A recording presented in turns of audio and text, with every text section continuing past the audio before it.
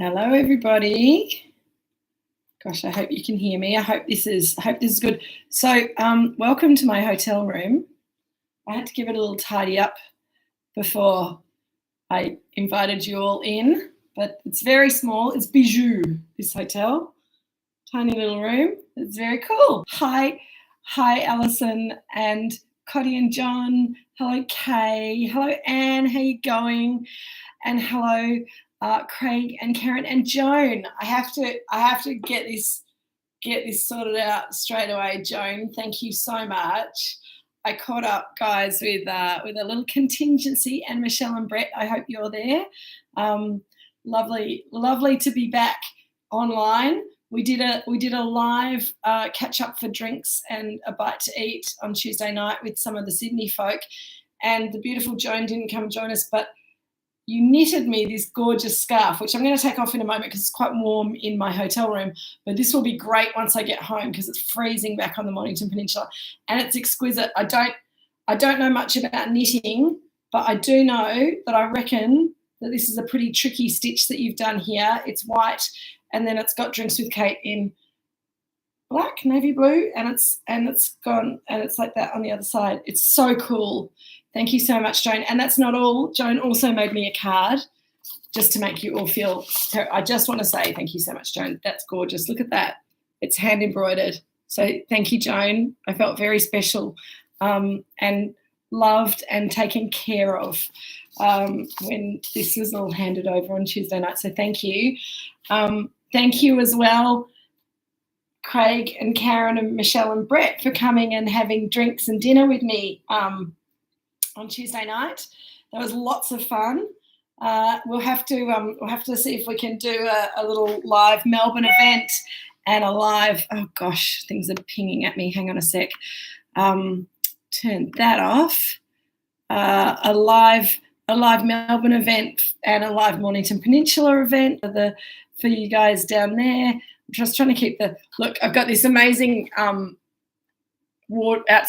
wardrobe behind me. I was just trying to keep the hangers out of the way because they're pretty ugly, but the art's all right. Hello, Pete. I feel so treasured when little prezzies come my way. So thank you, everyone who has who's acknowledged my birthday, either with just kind words, little gifts. Tried to catch up with Anne and some friends last weekend, but unfortunately someone managed to give me a little touch of gastro. You there, Jeremy? Hope you're feeling better. I'm feeling much better. Sydney's very good for gastro. Just eat and drink and push it all out of the way. So great to be here in Sydney. That's what I was saying. I have to come and do events in all the states. So yes, I did miss some cracking champagnes, I know, and you tortured me with photos all night. It looked amazing. I'm glad that you managed to get some people around the table for a super champagne dinner as well. That was really important and special. So let me tell you I have some challenges tonight. I have some major challenges tonight. Hello, Peter and Karen. I don't think I said hello to you. And Peter McIntyre. Hello, how you going? So I have internet. Seems to be working. Always worry when you're not in control of the power, but it seems to be working. So let's hope it keeps working. I have my wine, which is a little cold because I only got back to my hotel room when I sent the link out. So just had time to have a quick shower, send you a link, and get this out of the fridge, but it's still a bit cold, so I'll give a little bite down. This is my wine, 2018 Pinot Gris. There we go, that's a bit better. 2018 Pinot Gris. I have snacks. I have some lovely honey roasted cashew nuts that I have to take the top off. I thought they might be quite nice with the richness of Pinot Gris, and plus there wasn't a big selection. So honey roasted cashew nuts, you often get them in a hotel room. Nuts. I love a honey roasted cashew. You'll notice these are already open. I did have to just check them the other night when I hadn't had any lunch, but I found some Brett's chips. I got the goat's cheese and chili ones, which is pretty cool. and they're rather delicious, and I think they'll go quite nicely with my Pinot Gris. I even have some hummus, and it's turmeric hummus, not because turmeric's good for me, even though it is, but I like the flavour, and it's got this gorgeous yellow colour to it. I've also given that a little bit of a go because I have been here for a couple of days. I haven't opened the wine yet, though, so you'll be very proud of my restraint there. I've got the tiniest desk in the world here, so I'm just kind of shuffling things as we talk. What I don't have, because I've come to a hotel that's it's a nice hotel. It's a little teeny tiny hotel. It's a little bit of I think it's an American trend that's taken on here, but maybe we can't blame the Americans, but there's no glassware in the hotel room. Jerusalem artichoke tart. Oh, Cotty, that sounds delicious. Yum. I remember you saying that it worked well with the Gris last time. So my choice for drinking containers, apparati. Hello, Anthony and Briette. Yes, so salmon and soba noodles, how delicious. Yes, I have to get back up to Queensland as well before the end of the year too. Gosh, so busy, so much travel. So my choices, the plastic cup from my Qantas flight. That doesn't look too bad, but I think I can do better than that. Paper cups that you can get in the lobby here with the coffee machine. The coffee's quite good. It's one of those pod coffee machines, but I don't like drinking wine out of a paper cup because you can't see the colour. There is actually, I lied, there is a little bit of glassware in the room, but only in the bathroom. These lovely pink dimpled cups, which are quite a good shape, but I don't really like the pink. It's going to make my wine look pink. So I went looking in my sort of window of about half an hour that I had before I got set to work on this trip to see if I could find a glass to buy. And the best I could do, the old King's Cross. What's an old King's Cross goblet, Craig? I'm not from this part of the world, so I don't know what you're talking about.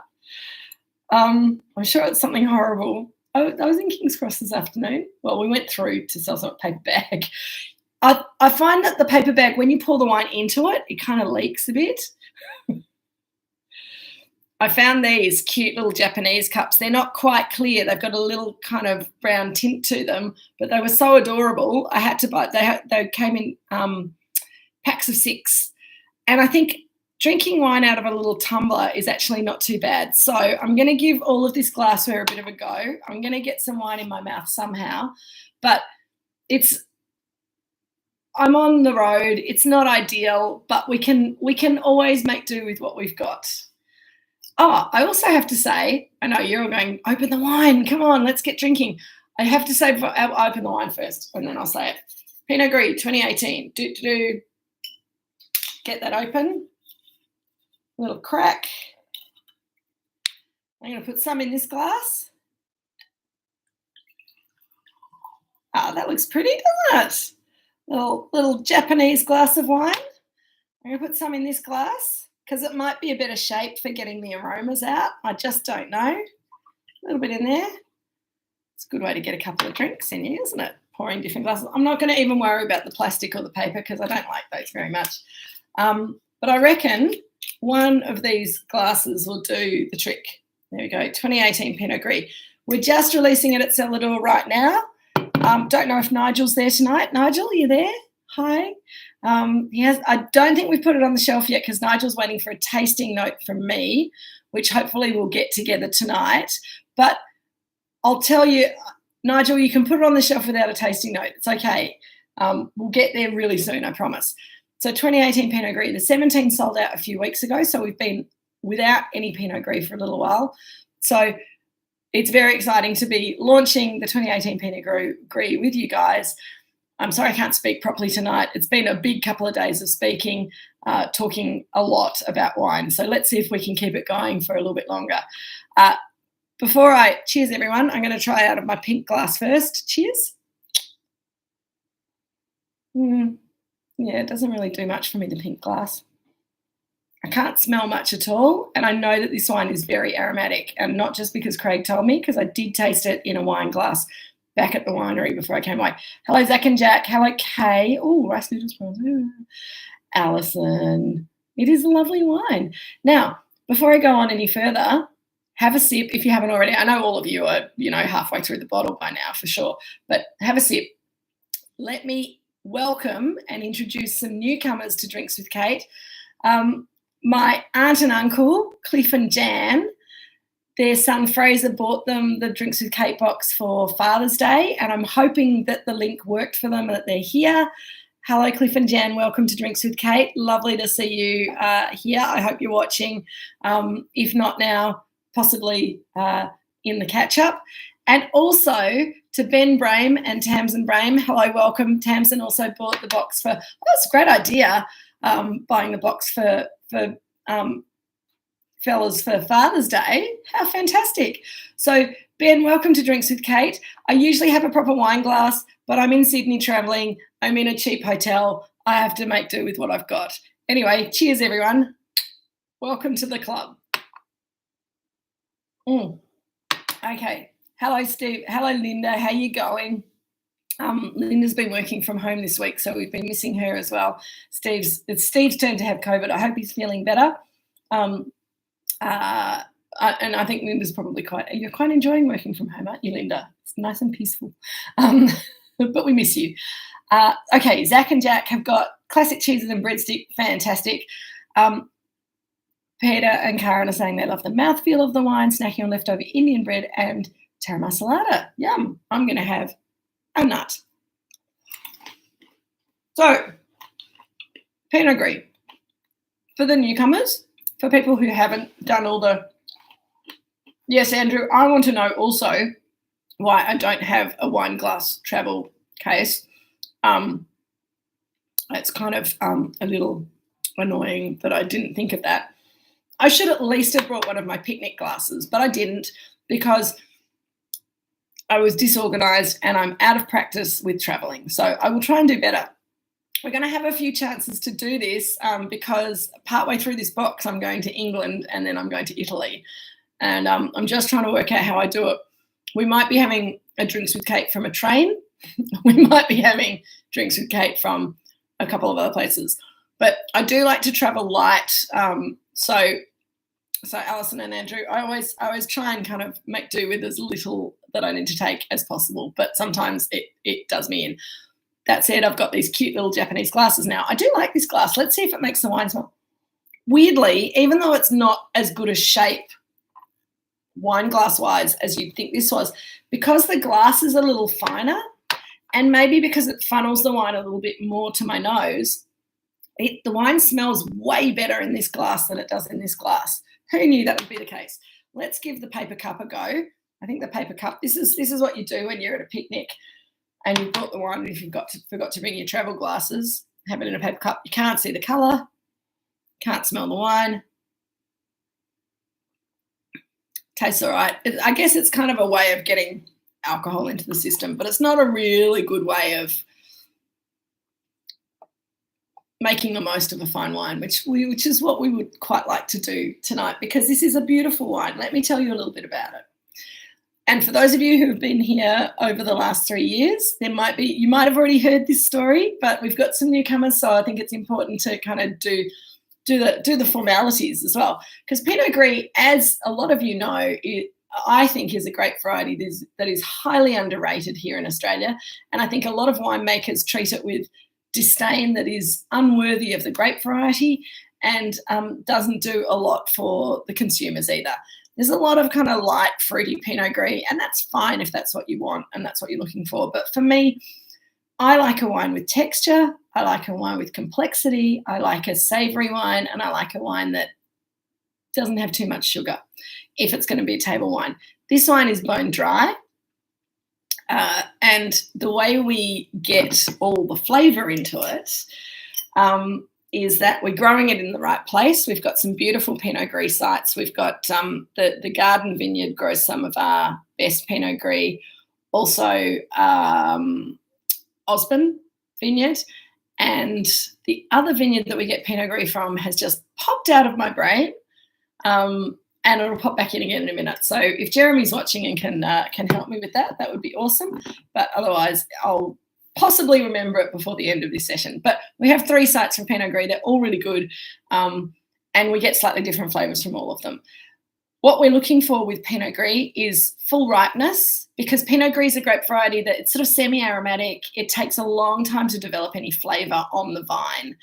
And if you pick it too early, then it's going to taste really kind of dull. A little bit of pear fruit, not a lot else. It can be quite simple. It can be quite, dare I say, a little bit boring if you don't get it fully ripe. You also want to keep the cropping levels lower so that we're concentrating the flavours, so we're getting more complexity in the wine. So full ripeness for Pinot Gris means that you have to be brave, because Pinot Gris develops sugar quite fast, a little bit faster than it develops its flavour often. And the acid in Pinot Gris when it's fully ripe is just medium acid, not like Chardonnay that's nice and tangy. It's a little bit more medium acidity, and a lot of Australians are kind of nervous about a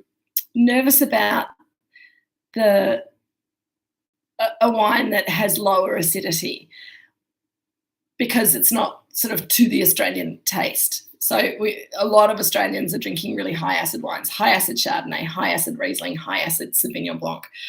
So Pinot Gris is a medium acid wine. People go, oh, that's a different mouthfeel and a different shape of wine. I'm not sure. I don't understand what's going on here. And rather than taking the time to sort of have a conversation about it, winemakers go, oh, let's fix it by adding a bit of acid. And then the wine, to my mind, is often out of balance. So get it nice and ripe, so that you're getting that lovely yellow pear, quince, a little bit of honey, a little bit of spice character coming through from the wine, which are they're the fruit characters that you expect to get from Pinot Gris. And then pick it and make it and ferment it through to dryness, because I don't want any sugar in it. And we make it very much in the same way that we make our Chardonnay. It's whole bunch pressed, cloudy juice goes to barrel, old oak for Pinot Gris. We don't want any new oak because the flavours don't really match very, very well. Excuse me. And then you let it go through a natural fermentation, wild yeast ferment. Let it go through a natural malolactic fermentation. Let it kind of sit and conjugate for a little while. And after about 8 months, we get it ready for bottling. So pretty simple winemaking. You get a wine that's got lots of texture, lots of weight, that lovely sort of medium-bodied acidity. There's enough acid to hold it together, but also those phenolics that we were talking about last week that got me in such a tizzy, which Jeremy helped us out with. So phenolics being the textural quality on the palate of the wine. Those phenolics kind of help to give the wine more depth and intensity and texture. Pete's asked a controversial question. Why do you want to see the colour of the wine? There's a couple of different answers to that, Pete. First of all, having a look at the colour of the wine, first of all, gives you an idea of maybe whether the wine's in decent condition or not. If it's really dark, if it's got lumps in it, if it's got bits in it, you might think twice about drinking it, or you might approach with caution. We know that Pinot Gris has a slightly more golden hue to it than Chardonnay, for example. So being able to look at that, if you're not looking at the label, gives you some ideas about, what to expect from the wine when you see the colour. I just like seeing the colour of the wine. It makes me feel like I'm appreciating the wine with all my senses. But yeah, I think it's not necessarily necessary. And you can buy Riedel wine tasting glasses that are made of black glass, and they're supposed to take away that visual stimulus that you see when you look at a glass and go, oh, that's white wine, so I know what white wine's going to taste like. Oh, that's red wine. I know what to expect from red wine. But that's kind of a technical glass, and it's a bit of a, to my mind, it's a bit of a party trick, but it is quite interesting. If you put a wine like this in a black glass, you might struggle to be able to decide whether it's a red wine or a white wine, because it's got some textural quality that's like a light red wine, which I think is really interesting. yes, Kate, to make sure the wine's not cloudy or has foreign bodies in it or anything. So that's another reason for wanting to be able to have a look at the wine. As I said before, I quite like it in this little Japanese glass. It's slightly tinted brown, but it doesn't spoil the look of the wine to me. In fact, it looks quite pretty. Yeah. Okay, moving on to Craig's question. What florals do I taste? Okay, so I find the florals in Pinot Gris quite elusive as well. But on the nose, there's a bit of a dried chamomile tea kind of aromatic, and a little bit of, and this is going to sound weird because they don't smell that exciting, but there's a little bit of a daisy perfume to it. There's a bit of elderflower, absolutely cotty. And elderflower, if you've not smelt elderflower, and we don't really grow it here in Australia, but you can buy elderflower cordial, you can buy elderflower liqueur. So there's no excuses not to know what elderflower smells and tastes like here just because you can't get hold of elderflowers. It's got that kind of green herbal but honeyed kind of note to it, which for me is that elderflower chamomile. There's a little bit of blossom there. It's certainly, yeah, elderflower cordial is fantastic, Kay. I actually, if you remember when we did cocktails and mocktails, I used it in a cocktail instead of elderflower liqueur, and it worked really well. That one's looking really good. I'm just going to have a little chip. Seeing as how I got all my snacks. So it's actually not that great when Kate's got snacks because Kate has to stop to eat rather than keep talking. But anyway, you're just going to have to deal with it. Talk amongst yourselves for a minute. Yum. I really like these ones. You know, we had the porcini mushrooms before. These really do taste like goat's cheese and a little bit of chili spice, and they're just spicy enough. Fantastic with the Pinot Gris, because I think Pinot Gris, when it's young like this, works really well with a little bit of chili. And that kind of herby kind of lactic quality of goat's cheese is also really a nice flavour to go with the sort of the honey and even those kind of elderflower floral notes as well. Craig, did those floral descriptors help at all? You've gone very quiet. Yes. Kay was saying she's out in the Yarra Valley on the weekend, had a Rochford Pinot Grigio, and was very different from Moorooduc Estate's Pinot Gris. So, first of all, we've had a bit of this daisies. Yeah, Pete, go smell some daisies.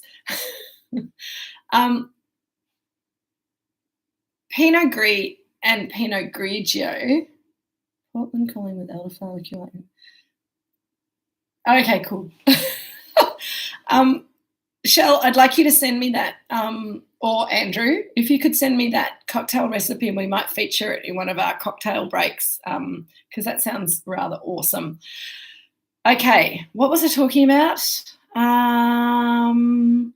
Yes, Kay's question about the Rochford Pinot Grigio. So a lot of you have heard me bang on about how annoyed I am by, Jeremy's texting me, bang on about how annoyed I am by people calling wine Gris and Grigio. Thank you, Jeremy. Jeremy just reminded me the other vineyard that we get Pinot Gris from is Duns Creek, of course. Brain the size of a planet, but it's not working properly. Hi, Jan and Cliff. I just got a text that Jan and Cliff are watching, so that's awesome. And thank you, Leanne, for passing that on. So Gris and Grigio as defining terms of style in Australia, it gets very confusing. The name Pinot Gris and the name Pinot Grigio are the same. It's the same grape variety. Pinot Gris is the French name for the variety. Pinot Grigio is the Italian name for the variety. But the international name for the variety is actually Pinot Gris. So a while ago, I can't even remember when it started, but some years ago when Australians started really kind of embracing this grape variety, a lot of people kind of said, oh, we don't really know what we want to make. Do we want to try and make something light and crisp and low flavour to try and be cheap and cheerful, and there was a lot of Pinot Grigio being sort of cheap Pinot Grigio being drunk in America in the 90s and noughties, I think. Maybe it was the noughties, from Italy. And there was crystal ball gazers saying, oh, that's going to be the next big thing. Let's all make Pinot Grigio. And so they'd grow it in a nice flat place where you could overcrop and you could water the vines and get lots and lots of fruit and pick it early. So it didn't have a lot of flavour, it has high acid, and then ferment it in a stainless steel tank like Riesling or Sauvignon Blanc and try and treat it like an aromatic variety. So Grigio often, when people call wine in Australia Pinot Grigio, they often mean that. But there's a lot of Pinot Grigios from Italy that are much more complex, much more concentrated, more like the wine that we're drinking tonight. I don't call this wine Pinot Grigio, not because I don't think it reminds me of some of those higher quality Italian Pinot Grigios, but because Pinot Gris is actually the international name for the grape variety. So I'm not saying we're trying to make an Alsace French style, or that we're not trying to make a wine that reminds me of some of the Italian wines that I like. It's just, this is a grape variety. That's what we call it. Maybe if we said, okay, we're in Australia, let's call it Grey Pinot, we could, but that doesn't sound quite so sexy.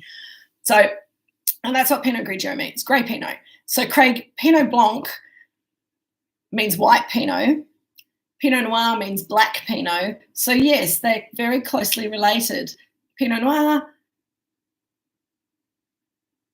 Pinot Gris and Pinot Blanc all mutated from the same original vine. So they're very closely related. Pinot Blanc, actually, there's some lovely Pinot Blancs, mostly coming out of northern Italy and out of Alsace again. So they do well in the same sort of areas as Pinot Gris does in Europe. Not a lot of people playing with it in Australia yet, which is a bit of a shame. It's a bit more subtle than Gris. It's a little bit lighter than Gris, but it can be really delicious.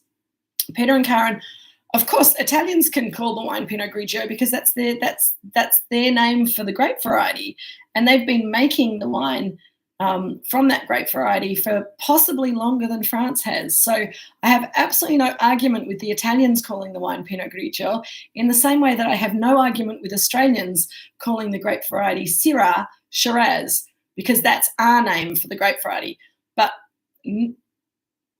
most of the rest of the world calls the grape variety that we in Australia call Shiraz, Syrah, and that's as it should be, because that's the international name for the grape variety.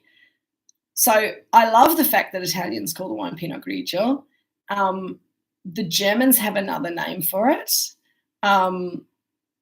They grow it as well, and they name it with a German name. But in Australia, we don't have the tradition of making and growing Pinot Gris. So, and if we had really strong rules defining what a Pinot Grigio style was versus what a Pinot Gris style is, and what the rules were that defined one or the other, so that consumers could go, oh, I absolutely know what I'm getting when I've bought this wine that's Pinot Grigio, as compared to I absolutely know what I'm getting when I buy this wine called Pinot Gris. But there aren't.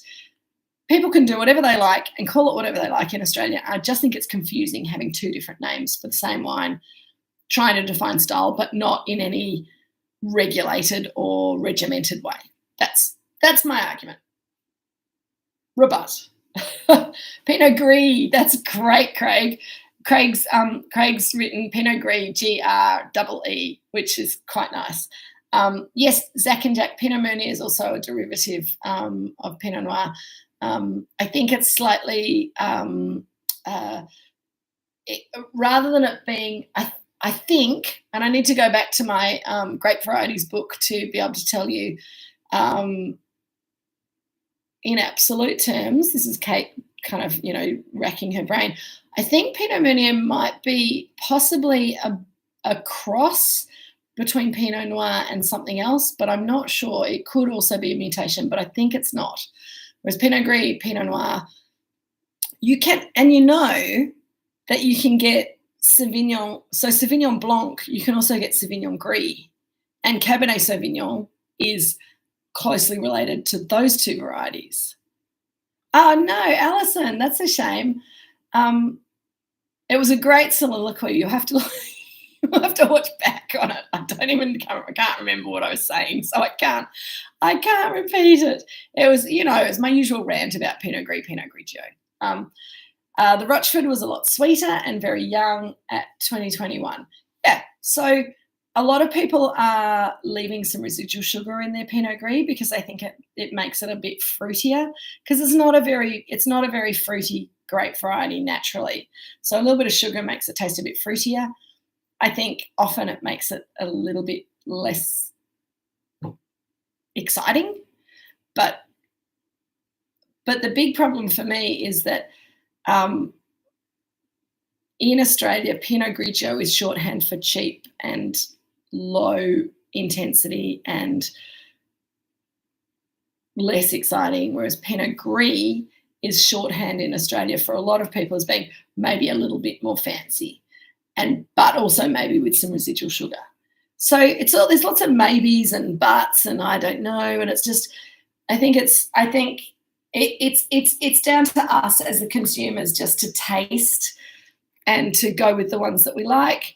And I think because Pinot Gris has been taken seriously for a lot shorter period of time and has been grown seriously in Australia for a lot less time than Chardonnay or Riesling or Shiraz or even Pinot Noir, we're still getting our heads around it. Alison, I think it usually is less elegant with more sugar, and usually the wines, unless it's really high quality fruit and you've got lots of concentration and lots of complexity, then a little bit of residual sugar tends to my mind and to my taste, make the wine look a little bit shorter and more simple. But also that sugar builds up on the palate and it gets cloying, and that's what makes it less elegant. Whereas this wine, because it doesn't have the sugar, hello, Michael, welcome back. What a delight to see your name pop up. Cheers.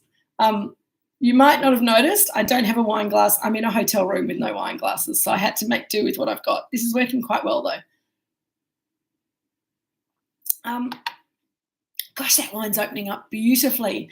All that quince fruit's coming through now. It's kind of almost like quince paste, which is why when I sent out the message on Monday night, little bit of quince paste with your cheese would be really lovely with this wine. Craig's asking, does it top out at 14% alcohol or does it go higher? It can absolutely go higher. And that's our challenge at Moorooduc. And so this is the other reason why people leave residual sugar in Pinot Gris, is because they've pushed it to get it riper and then realize they've got so much sugar that if they ferment it through to dryness, then it might be a 15 and a half, maybe higher percentage wine. And that could very well be out of balance. But also there's not many yeast strains that can ferment wine through to 15+%. So you either then have to buy a very specific yeast that's strong enough to do that job, or you let the wine ferment through till the yeasts conk out on you and die. Just getting a little bit more wine because my tumbler's quite small. Till the yeasts conk out on you and die, and then nature, God, whatever you believe in, has given you the wine that you deserve to have, which might be a wine with some residual sugar. And that's the attitude in Alsace, which is why you see a lot of Pinot Gris in Alsace that's got some residual sugar. Michael, I quite like drinking wine out of tumblers, but they have to be good tumblers. I'm quite taken with these tumblers. I've got 6 of them now, and they're stackable and they're super cute. I just need to get them home, which might be a pain, but anyway, whatever. They'll be nice for little tiny gin and tonics as well, I reckon. Shell is telling us that Andrew's getting stewed stone fruit now, and I think that's right. That fruit character's coming through, and it's sort of it is a slightly cooked fruit character. There's a sort of a peachy nectarine character, but it's slightly tiny gin and tonic. It means that you can have more K if you have tiny ones. Oh my goodness. Michael, you've been at a health retreat. Well done. No, not great for wine cells, but very good for the body. And it probably makes the wine taste better after your body's feeling all nicely cleansed, because it's ready for a little bit of delicious alcohol. I feel like I've got jazz hands today. I think it's probably the internet connection. Yes, Craig, we still use wild yeast on this wine. So it's a wild yeast ferment, and that's why that's for us. We're not buying yeast in, and so we want to make sure that the wine hasn't got too much sugar that it's going to get out of control. 14% is a good spot for us, and I just realised that maybe you are asking specifically about this wine topping out at 14%, and ideally we don't want it to be much higher alcohol than 14%. We think that can kind of throw things out a little bit. Thank you, Jeremy. Jeremy's sent me a yes. Jeremy's just let me know that Pinot Meunier is also a clone of Pinot Noir, just like Pinot Gris and Pinot Blanc. So there you go. I was wrong. Thanks, Jeremy. Excuse me. What was I saying, Craig? Yes. We have, is there a ceiling on alcohol? So I can't even speak. Hang on, let me have another nut. That might help. Too much talking today. Is there a ceiling on alcohol content in wine? Okay, there is. It's different in every country. I do too, Michael. It's not a very exciting background, which is why I put my head right in the middle of it and trying to ignore it. It's a weird little hotel room, actually. I've got a single bed there and a single bed over there, and those curtains are curtaining off the bathroom. So it's very pod-like. But I'd rather spend my money when I'm in Sydney on food and wine and catching up with people than beds to sleep in. I will answer that in a minute, Shell. I just feel like I'm half answering questions. Thank you, Jeremy. Jeremy is sending me little technical winemaker answers to people's questions. Hard to do a ferment past 14.5%. Alcohol is waste for yeast. They start to not like being, that's nice. Over 14.5%, it just feels like they're rolling around in their own filth and they kind of give up and die. So there you go. I'm not going to take that any further. You can all use your own imaginations to take that to the next level.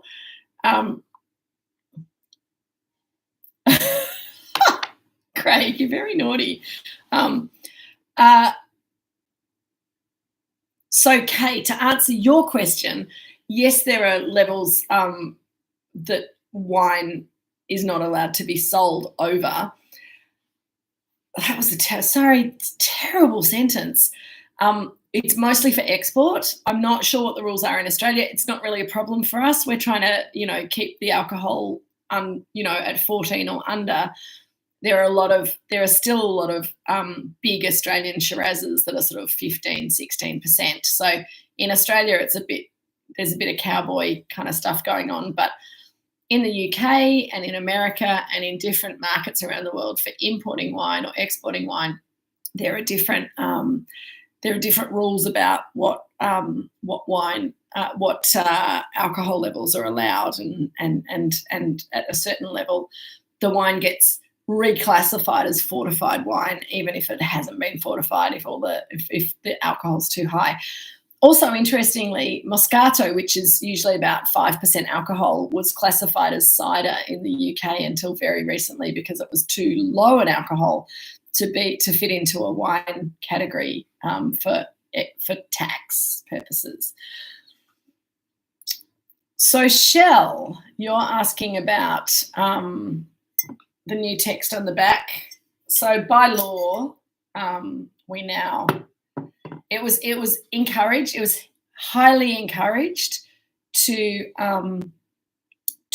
put a pregnancy warning on the back label of wine back in 2018, and there were options back then that you could put some words on, put the little picture of the pregnant lady with the cross through it, all of those things. And since then, the anti-alcohol lobby has insisted that there be a law that all wine products, all alcoholic products, have to have the pregnant lady with the cross through it.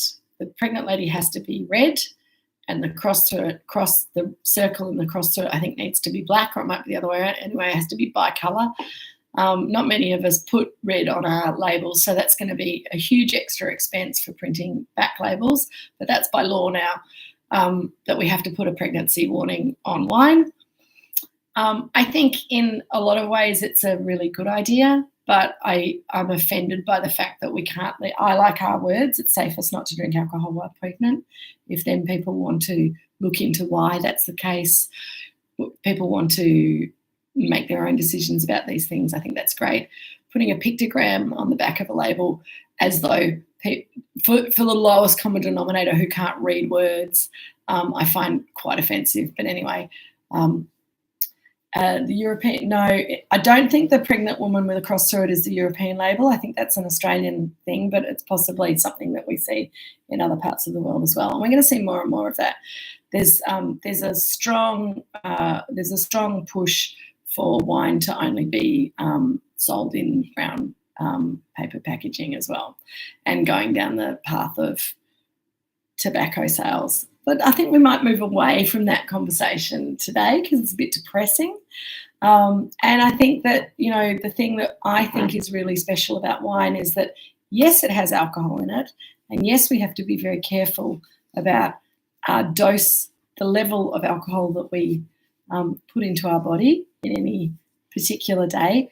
But I think that to try and scare people into not drinking wine by telling them that everything about wine is bad is very depressing, because there's lots of wonderful things about wine, the smells and the flavours and the way a little glass of wine makes you feel. And yes, that's partly to do with the alcohol, but for me, it's the joy of drinking something that is that's grown in the ground and then crafted into something else by someone who is passionate about it. And allowed to age slowly in a barrel and then for a little bit longer in a bottle.